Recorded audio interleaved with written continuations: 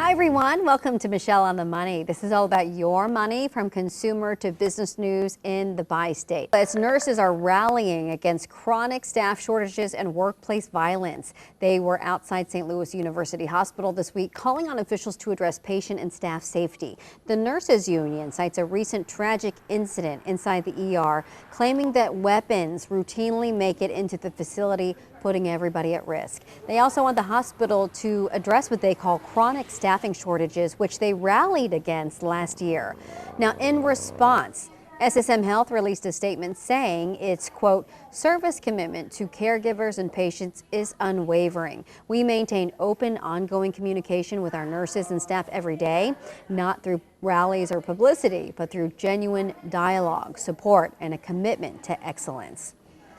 Well, as we wind down the end of the year, we want to help you plan for your taxes and even look at ways to lower your taxes simply by just making a few changes. I sit down with local financial expert Jeff Sachs for a conversation on ways that small changes can make a big impact, and some were surprising. Take a look. Hi, everybody. Guess what? We have Jeff Sachs from Sachs Financial talking about some year-end things. Trends. Yeah, tips for the end of the year. Are we really talking about maybe tax issues? I think now's a good time to do it. Okay. There's still a few things that you can do before the end of the year. Okay, like what? You can reduce your take-home pay this last paycheck, increase your savings in your 401k, increase the match your employer is going to give you, reduce your income. That's one thing you can do. You can contribute to your IRA, or a Roth IRA. Traditional IRA will give you the ability to reduce your taxes today, but then you have to pay taxes later. Yeah. A Roth IRA doesn't reduce your taxes today, but helps you in the future because you never pay taxes on that money. The money you put in, the growth you get, and when you take it out. So it's very helpful to have several different types of money. So I only have a plan that comes in through work, right? And I don't know how that's all really divided. Should I be looking at a second individual Roth? If you have the ability, so there's income limits on if you can contribute to a Roth IRA or a traditional IRA, but if you're able to, you can absolutely max out your 401k, which is $25,000-ish, and then some of that usually gets matched. And then you can contribute, if you're under 50, $7,000 to an IRA or a Roth IRA. Or if you're over 50, you can contribute an extra $1,000. And starting in 2025, between 60 and 63, there's like a super extra amount that you can contribute as an additional catch-up. Okay, so this year, starting 2025 or 2026? Starting in 2025. Okay, got it. Yeah, okay. so there's still time to do some of these things. Gotcha. What about I'm always like looking at ways to kind of whittle down my taxable income because it just seems like, oh, we're paying this much on taxes. And another way to do it would be like an HSA account. Yeah, right? yeah. So if your healthcare plan is set up to allow an HSA, it's usually a high deductible plan. You can contribute to an HSA. The limits are about $4,500 for an individual and $8,550 for a family. And that goes into an investment account. So it's a way to take some money, get a little bit of a tax break, put it into an investment account to grow for the future. So this is really not healthcare money for tomorrow. It's healthcare money for 10 or 15 or 20 years from now. Okay, so you don't have to spend it down like you used to. No. Or that was what I felt like I only had as an option. Yeah, years ago there used to be something called a flexible savings account or flexible spending account, and that was, the rules were you put money in and then you had to spend it out. There was a certain time frame. This doesn't. This can grow forever. I set one up for my family. It grows in the background. I don't even look at it. It's another way to have money in a tax advantaged position. As long as you spend the money on qualified healthcare stuff. And then what if you switch jobs? Like ours doesn't matter. Doesn't matter. That HSA is portable, so it goes with you wherever you are because it's your account. The only stipulation is you have to make sure that your healthcare plan is an HSA plan. I had no idea that whole time. Ooh. Yeah, so I set it up automatically, and every year I just pay it and show that it comes out. I have it come out of my paycheck after-tax dollars coming out of my paycheck going straight to my HSA. Okay. Then education. Education's a big one. And you like the 529 plan that Missouri has, right? I do. I think it's great. One, so you don't have to just have a Missouri plan.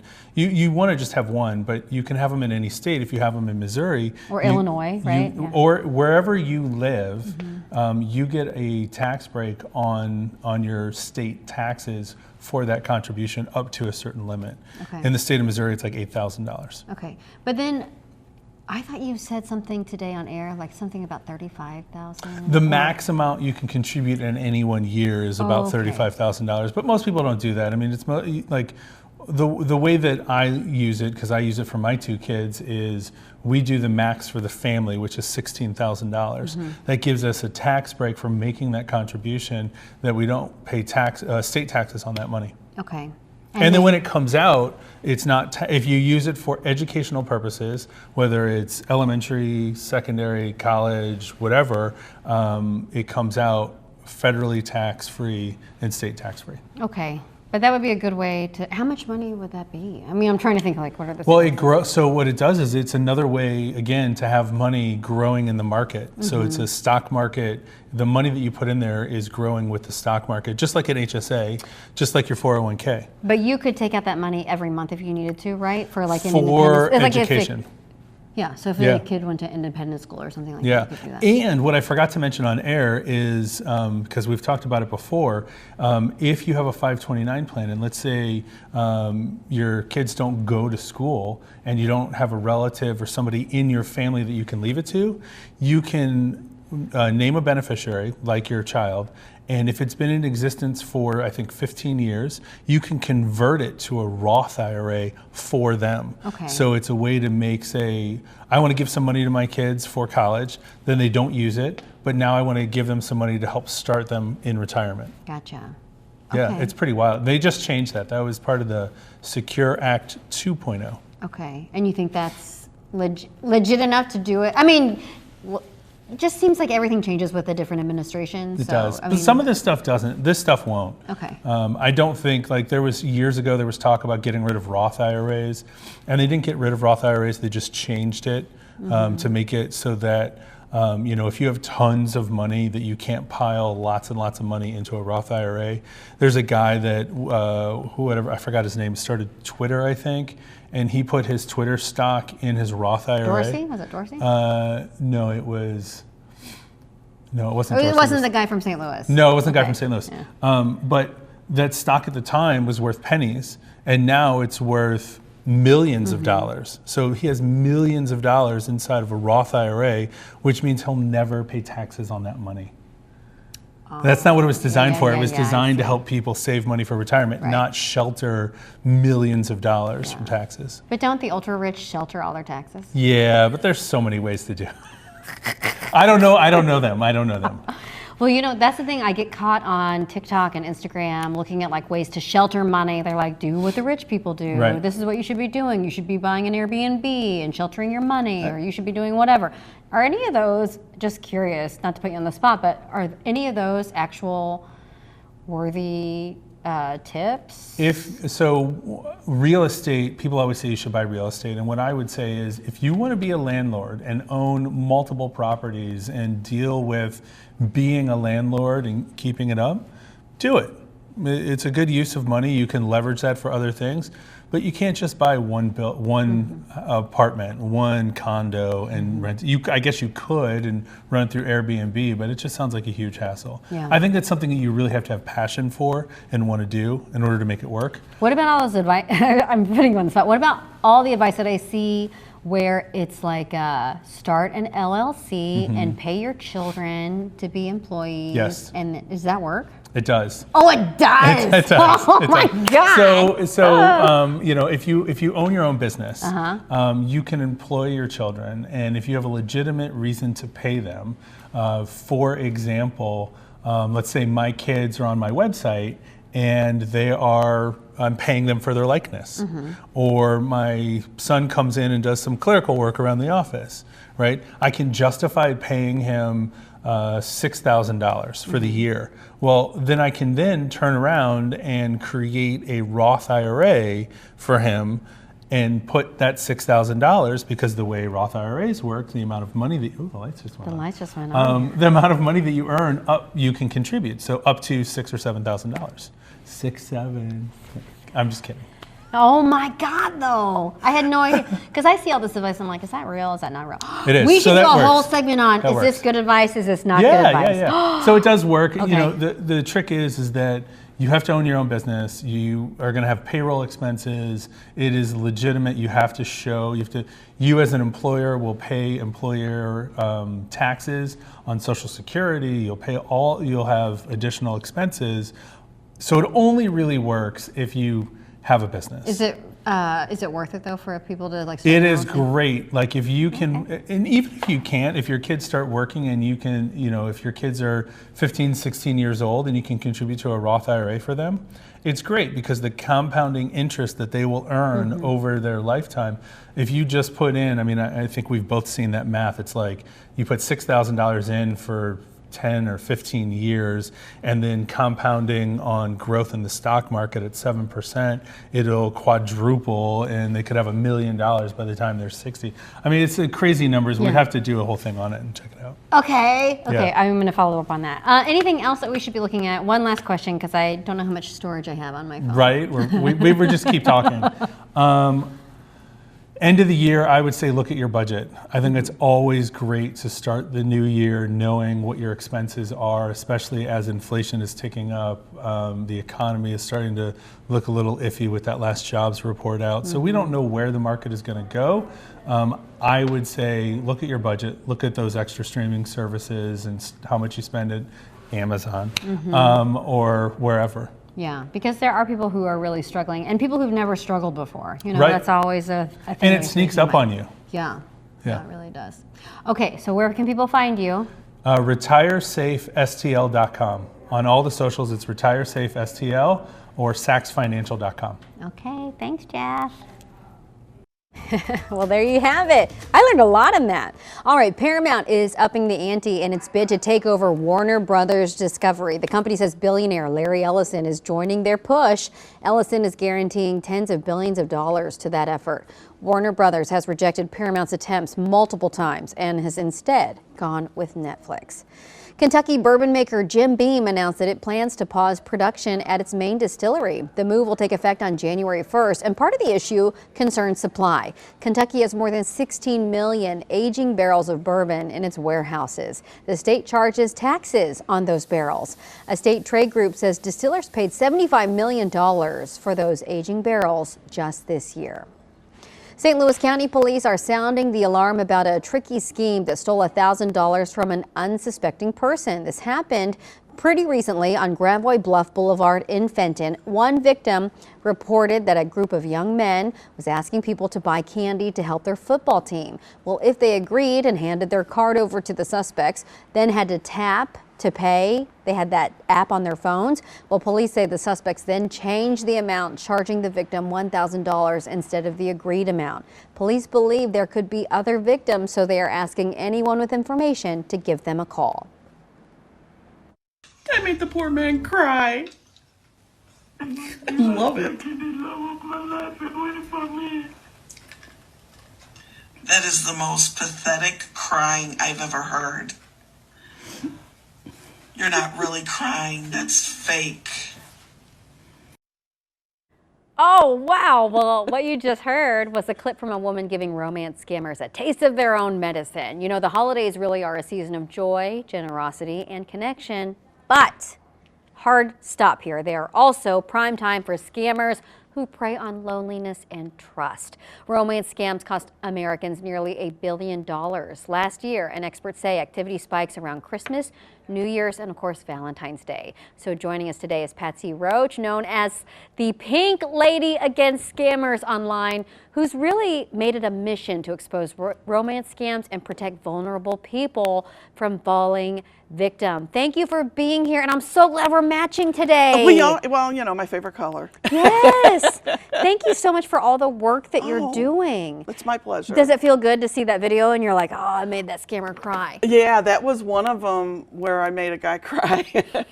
Sometimes you don't know if they're faking it or not, but if this guy was faking, he did a great job. Yeah. You know.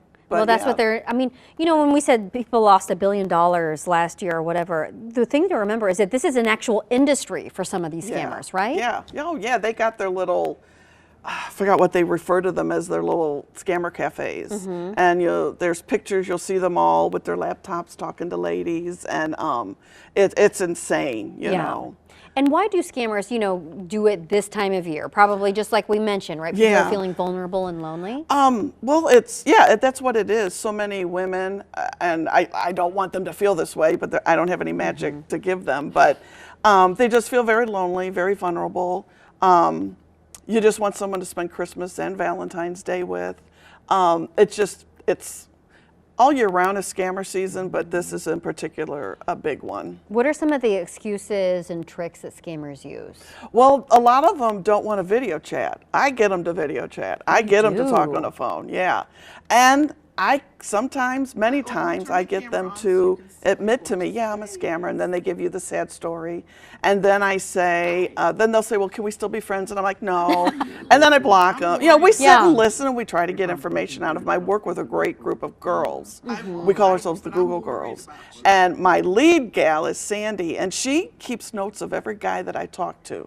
So, and she keeps detailed notes. So like when I'm on a call, she'll type in the chat, you talked to this guy on this date. He asked for she's like the secretary, I guess you could call it. But I couldn't do what I do without my team. I want to be on your team. Okay. Can I do it once? Oh my Yeah. gosh, Oh, I would yeah. love to just Yeah. sit and be a fly on your wall. We have a good we're educating, but I do it with humor, and I always say humor is the best medicine, laughter. Yeah. You know, whenever you're feeling down, when somebody tells me they're feeling down, I go, watch one of my videos. That's what I do, because I make myself laugh. Yeah. Because they're so silly. But it is so important in reality because, you know, it's Yeah. really funny because, oh, a romance scam, you know, how can people fall for these? This is a real business for somebody. Yeah. This makes such a tremendous impact on people emotionally. Yeah. And people feel so much shame once they Yeah. do get scammed. They And it do. can ruin their whole livelihood. Yeah, and in my advice because I do talk to a lot of women, I get messages, I talk to them on the phone. My advice is, okay, you've been scammed, okay, and that is traumatic, but don't let it keep you from living. You know, take what you've learned and help others. Yeah. You know. And how did you get involved in this? Is this something that you happened to you personally? No, or- well, okay. I never gave money, but in 2016, I was curious about online dating sites. I wasn't really looking for anybody. And I joined Match.com, and like right away, I got a message from a guy. He said he was in the Army on a peacekeeping mission. That's a regular thing. And we just started emailing, but the conversation was just weird to me because it was like a lot of love bombing and stuff like that. And I'm just like, this is weird. So I went to work and showed one of my coworkers this guy's picture. And she goes, oh, is he in the Army? And I go, yeah.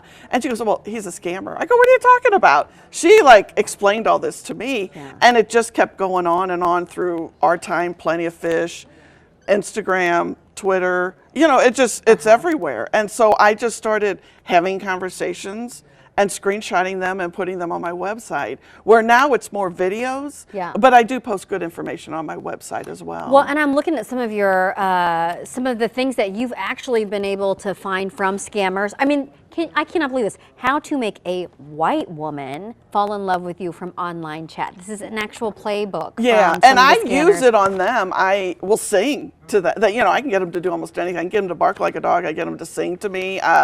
It's insane. If you're looking for a good laugh, that's where to go. Squeal like a pig. But I do use that a lot. Yeah. Paul gets it. I want your money. Yeah. I like, so these are great. This is so great. Yeah. How to spot a fake account. What are the biggest red flags that you see in people when they're Well, trying to scam mostly you out of when money? a guy first contacts you, they'll be like, hi, pretty, hi, beautiful. It'll be a term of endearment. That's your first red flag. Okay. And then as you talk to them, you know, they'll, oh gosh, I can't believe you're not married. You're so beautiful. And why are you so alone? And blah, blah, blah, you know. And then, of course, when they get to the point of asking for a gift card or money, that's your big one. One thing I do want to say, please don't send inappropriate pictures to these guys because they will blackmail you. Oh. I have a guy that contacted me about 2 weeks ago through TikTok. He was being blackmailed. And so while he gave me all the information, I love talking to these guys. I reached out to him on the app Zanji, and he was playing a lady, Sarah Hayes, who's a big influencer, I think. Okay. Anyway, so I reached out, and in the beginning he was very, I don't know. And then he just started opening up, and we were talking. I use this tool Grabify, which I was taught by somebody. And basically you go to Grabify, set up an account, it's free. I put in the theme song from the movie Love Story. And so they create this link, I send it to them. And when they click on it, I get their location, I get their IP address. You've got to be kidding. No, I love it, and I've been using it more lately. Well, this particular guy who I thought was going to be tough, he caved when I got all this from him, and I just said, hey, this is it. This is your IP address. Gotcha. And he's, well, yeah, you're right. Oh my God, I'm going to cry. The next night he video chatted with me. Oh, wow. And I kept video chatting with you, and he did eventually ask for a gift card, but the conversation got weird, and we kind of ended it.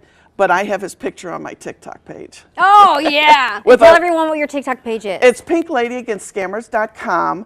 There are clones out there. Mine has 27,000 followers. I'm trying to get the clones taken down. I just got rid of 3 of them, and there's 4 more that popped up. Oh, you're kidding. And they're reaching out to my followers. Oh, I can help you get your money back. Oh, gosh. And then I found yesterday there was a Facebook page pretending to be me. You have got to be kidding me. Oh, Patsy, thank you so much for thank all you. that you're doing. And I really Thank you. do. I'm going to follow up with you because I want to hang out with you. Oh, This is sure, sure, anytime. You could teach, I mean, you are teaching people to really Yeah. protect themselves. Yeah. And also, protect your wallet, but protect your heart. Yeah. That's especially this time of year. The one line we always say is they don't love you, they love your money. Yeah, yeah. That's right here. It's available on Amazon. Thank you for all the work that you're Thank you doing. very Seriously, much. you're making a tremendous impact. Thank you. And that's going to do it for us. Thanks so much for watching Michelle on the Money. For more money stories like these, be sure to join me every day on Today in St. Louis starting at 5 a.m. We'll see you again next weekend right here on the 5 Plus app.